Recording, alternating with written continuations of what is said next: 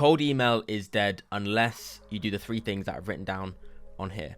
Now, the reason why I say it's dead is because so many people miss out on three really important areas when it comes to doing cold outbound and cold email. So I'm going to run you through exactly what these three things are, the tools that I use myself personally within our own business and clients' businesses and things like that as well as everything else on top of it. So the first thing is, of course, deliverability. What does this mean? It just means landing in the inbox. It's become incredibly hard to land in the inbox. And before, a couple of years ago, the barrier to entry was so much easier, right? You could send 100 emails per day per email account that you had, and you'd be okay, right?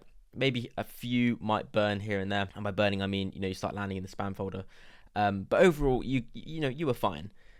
Then this year, beginning of this year, you could do maybe 30 to 50 comfortably, 50 at a push. And now with the changes, when it comes down to AI, right? Google, Outlook, all these email service providers are increasing their security, right? With AI.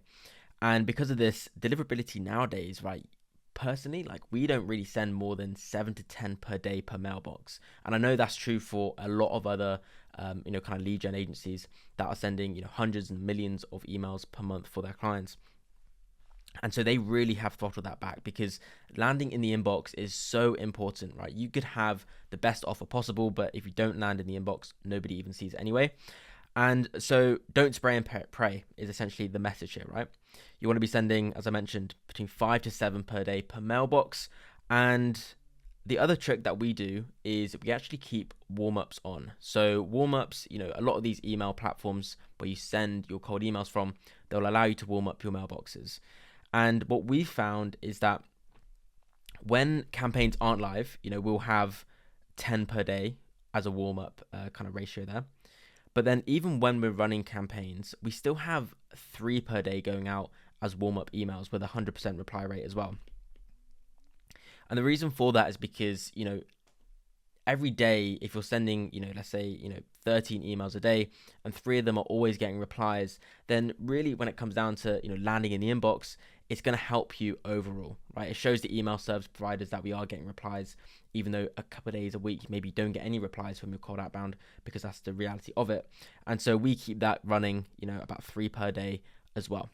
Now, the second thing that we need to run through is the tech stack. So tech in the last couple of years, as we know with AI and all these different tools that have come out, has increased massively within the lead gen space, especially within cold email.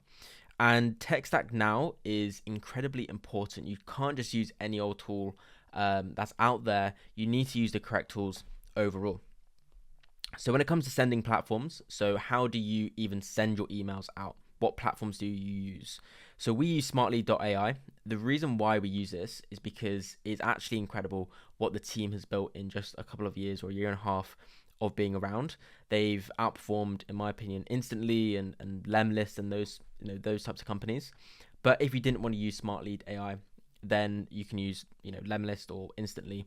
But I would stick to really those 3 platforms overall. Smartlead, if you're a bit more of a nerd and an API and automations type of person, then you can build a really robust system off the back of the APIs. And so I massively recommend using smartlead.ai for your sending.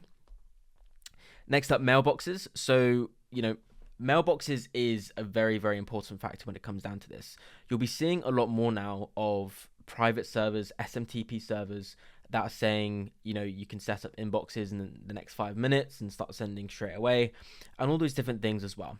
So what I recommend you do is actually split your mailboxes across different platforms.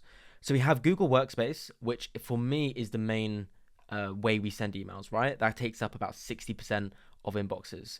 Then we have Outlook, which is about 20%, and then SMTP, which are those private servers, another 20%. And the reason why we do that is because you want to, of course, spread it across. Earlier this year, we saw with Outlook that they shut down and they made some changes, and a lot of people's email accounts got shut down. And so the reason why we diversify across all these 3 different areas is because if one goes down, then we still have the other 2 working for us. Now, the reason why for us it's split, 60, 20, 20, is because Google for us has been the best one overall when it comes down to deliverability. But generally speaking, you do want to diversify your mailboxes just to keep it safe. And that's really the thing here, is reducing your risk, because not only if, let's say Outlook went down early this year, if you had campaigns live that, had emails sent out, you can't access those replies, right? So you need to be very, very careful when it comes down to the mailboxes you choose. And just on a side note, the beauty with smartlead.ai is that they actually allow you to reallocate mailboxes to a lead. So let's say, for example, you've reached out to a lead and that mailbox has now gone down.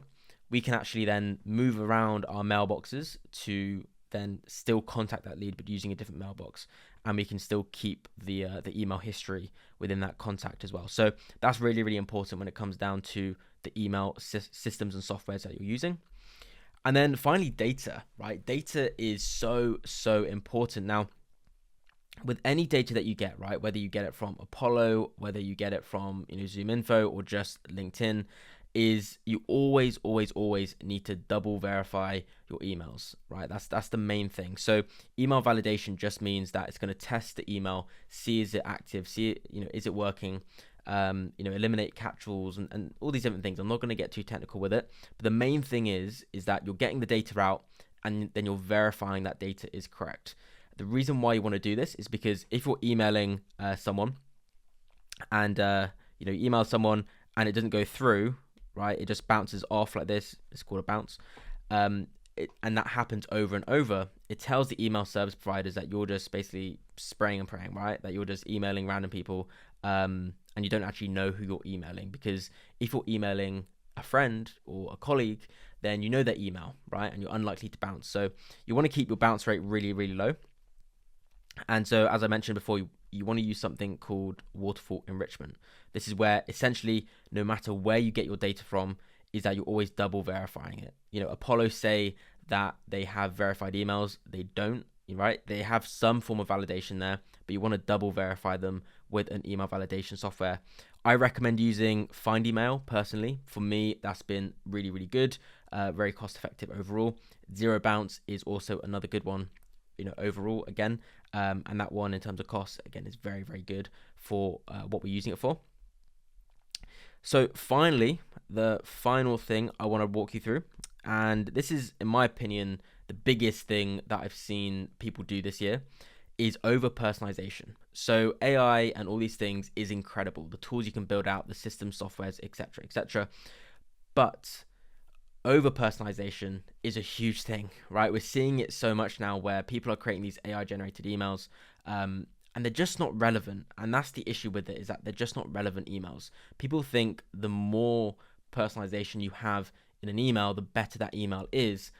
But then, you can go too far across where it's not relevant anymore. And so when it comes down to the copy that you're using within the email itself, is you want to really focus on three things, right? You got your offer, you got the relevance, and then the timing as well. So you need to have of course, a very strong offer within your email. It needs to be relevant to the lead that you're sending it to, and it needs to have good timing when it comes down to getting to the lead, right? And so for that, you can use things like trigger-based campaigns, which essentially means that the lead prospect has done something, taken an action, you get notified, and then you can email about the action that they took. So for example, a very simple one would be they liked someone's post on LinkedIn or commented something, and then you reach out about that. That's an example of a trigger, right, that you can use. So those three things are really the biggest things.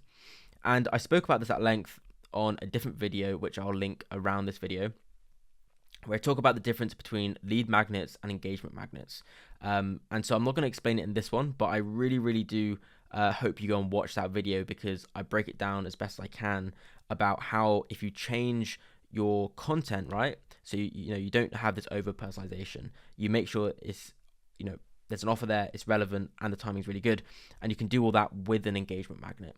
And so if you haven't checked that out, please go check that out. I'll leave it linked around this video somewhere. All the tools that I mentioned in this video will also be linked in the description below, so please go check those things out. Please subscribe as well, because I will be dropping some more videos over the next few weeks and few months as well, all about cold email, cold outbound, and also some other things as well, which I've got in the pipeline. So I hope that sounds good to you. Thank you for watching.